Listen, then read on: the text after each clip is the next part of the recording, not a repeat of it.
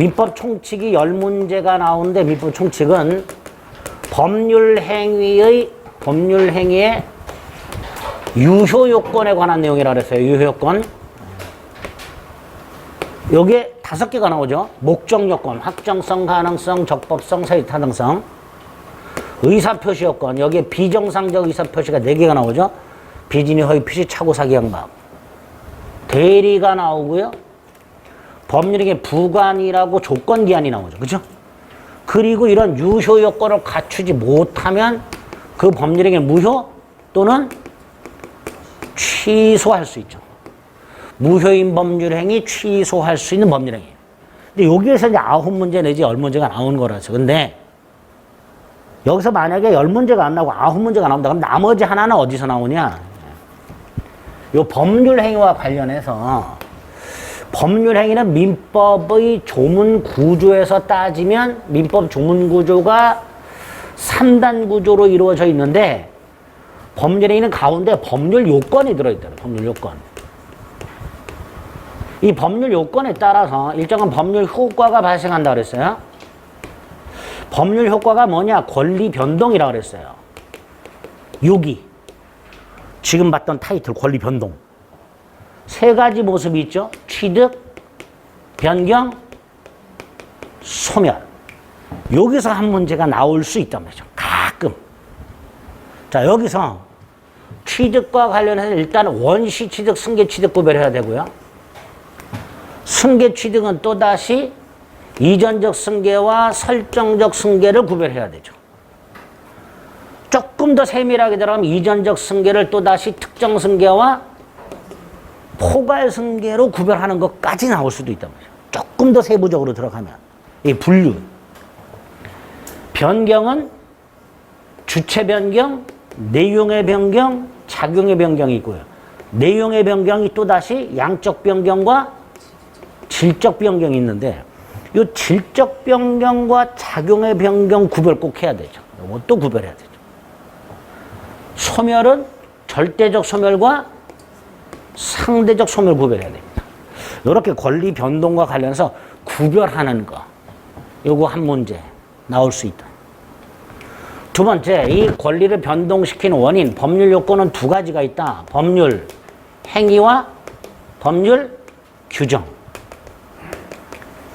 이때 법률 행위는 행위자가 원한 대로 권리가 변동이 되고 법률 규정은 말 그대로 법률 규정에 의해서 변동이 되고 이렇게 되죠.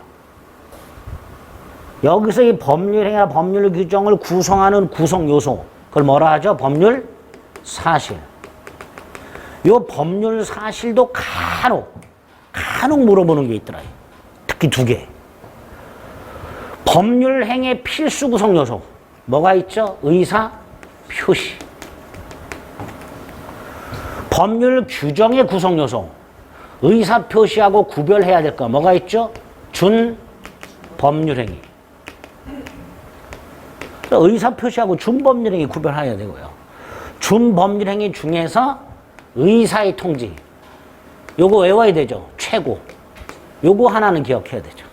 나머지는 관념의 통지 이렇게 되죠. 그래서 의사표시와 준법률 행위 구별하라. 이런 문제 하나 하고요. 조금 더 어렵게 물어보면 요거 구별하는 거 나옵니다. 그거 다 답은 하나. 최고. 그거 기억해야 되죠. 그거 기억하시면 돼요. 그 다음에 이제 법률 행위죠. 법률 행위 유효요건. 요 법률 행위 유효요건 가기 전에 나올 만한 게 뭐가 있죠? 종류. 법률 행위 종류 물어보는 거. 첫째, 단독행위 계약 구별해야 되고요.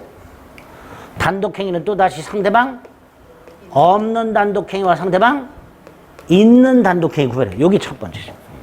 단독행위와 계약 구별하고 다시 단독행위로 상대방 없는 단독행위와 있는 단독행위 구별해야 되죠. 두 번째로 채권행위와 처분행위 구별해야 되죠. 그리고 처분행위와 또다시 물권행위와 준물권행위 구별해야 되죠. 여기 두 번째죠. 세 번째가 출연, 비출연. 출연행위, 비출연행위. 근데 요거는 개념을 물어볼 필요는 없고요. 개념을 물어보진 않고요. 얘를 물어보는데 출연행위에 또다시 유상과 무상이 있죠. 유상의 매매가 있고 무상의 증여가 있고. 그죠? 일단 요 정도 머릿속에 종류 구별하는 거. 그 다음에 법률행위 요건과 관련해서 성립요건하고 유효요건, 효력요건으로 나누고 성립요건이 또다시 모든 법률에 공통적으로 적용되는 일반적인 성립요건과 특별 성립요건. 유효요건도 마찬가지로 일반적 유효요건과 특별 유효요건으로 나오죠. 여기서 일반적 성립요건이 3개, 당사자의 존재, 목적의 존재, 의사표시의 존재. 특별 성립요건, 혼인에 있어서의 신고 같은 것들, 계약금 계약에서의 계약금의 수수 같은 것들. 일반적 유효요건 3개, 당사자는 능력이 있을 것, 목적이 확정 가능 적법사의 타당성을 갖출 것, 의사표시가 일치하고 하자가 없을 것. 특별 유효요건, 대리권이 존재할 것, 토지거래 허가를 받을 것, 정지 조건이 성취할 것, 시기, 기한이 도래할 것. 이렇게. 이게 머릿속에 딱 뼈대가 있어야 되죠. 그리고 나서 유효요건 중에 몇 개를 뽑아갖고 딱 보는 거예요. 이렇게. 그래서 목적요건부터 보기 전에 요 기본적인 내용들이 한 세트 나올 수 있단 말이죠. 여기서 꼭 체크해야 될까? 요약집을 보면 이 페이지에 권리 변동, 법률관계의 변동이라고 해서 2번 변동의 모습이 있습니다. 반가르번의 권리의 취득이 있죠. 원시와 승계 구별해야 된다 그랬고 원시 취득의 건물 신축에 한 소유권 취득과 취득 시효 2개는 꼭 기억해야 되죠. 하나 더 추가, 무주물 선점이라고 해서 나중에 소유권에 가면 법률 규정이 한 소유권 취득이 나와요. 그죠? 무주물 선점, 유실물 습득, 매장물 발견 같은 그런 것도 기억해야 되죠. 승계 취득은 또다시 이전적과 설정적으로 나뉘게 되는데 그중에 설정적 승계 취득. 지상권이라든가 전세권이라든가 저당권 따위를 설정하는 것, 즉 제한물권의 설정. 이게 설정적 승계. 제한물권의 설정. 꼭 기억해야 되죠. 권리의 변경과 관해서는 동그라미 2번에 내용의 변경이 있죠. 그중에 질적 변경. 특정물 인도 청구권이 손해배상 청구권으로 바뀌거나 물상 대위 같은 것들이 질적 변경이고 요놈과 구별해야 될 작용의 변경이 있죠. 저당권 순위 승진하는 경우와 채권, 임차권이 등기 등을 통해서 대항력을 갖추는 경우. 이건 얘까지 기억해야 되죠. 오른쪽 맨 위에. 부동산 임차권이 등기된 경우 얘까지 기억해야 돼요. 여기 작용의 변경입니다. 그러니까 질적 변경하고 구별을 꼭 하셔야 돼요. 반면에 권리의 소멸은 2가지가 있죠. 절대적 소멸과 상대적 소멸. 구별해야 되죠. 그리고 쭉 내려가면 4번에 법률 사실이 있죠. 거기에 보면 용태의 반가로 2번 의사표시와 반가로 3번 준법률행위가 있습니다. 이거 구별해야 되죠. 의사표시가 어떤 게 있는지 암기할 필요 없고 준법률행위에 뭐가 있는가를 몇 개 기억하면 됩니다.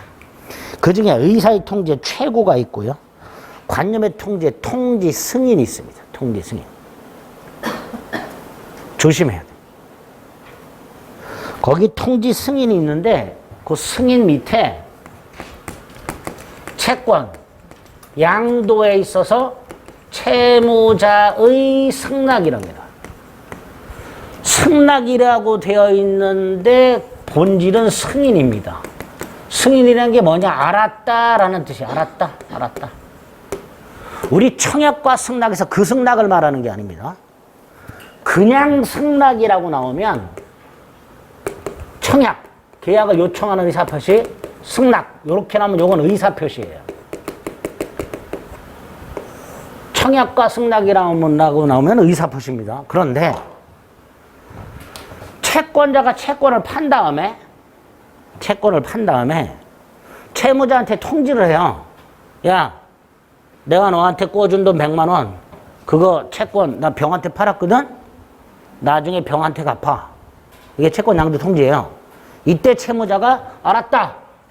이걸 채무자의 승낙이라고 해요. 이 승낙은 이거하고 다른 의미예요. 이거는 준법률 행위죠. 관념의 통제. 단순히 승낙이라고 나오는 거하고 구별을 좀 하실 필요가 있습니다.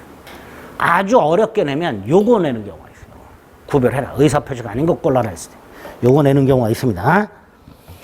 조심하고, 그 다음에 맨 밑에 사건이라고 사람의 정신작용이 전혀 개입되어 있지 않는 법률 사실, 사람의 출생이라든가 사망이라든가 기간의 경과 같은 것들, 이런 것들이 사건이다. 즉 사람의 정신작용에 의하지 않는 법률 사실도 있다.